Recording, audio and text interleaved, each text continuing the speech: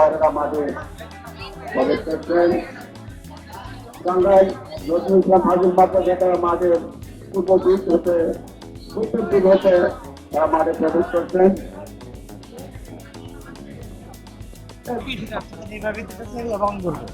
Line touch করে swing করা যাবে না, লাইনের বাইরে থেকে শুরু করতে হবে। আপনারা বলে দিতেছেন যে অফসাইড হয়ে গেছে, এটা হবে না।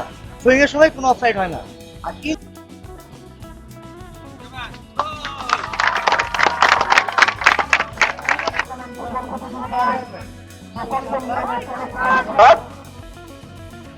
কোনাকুনি ভাবে এগিয়ে চলছেন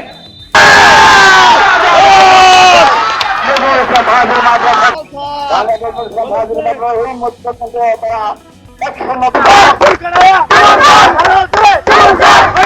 100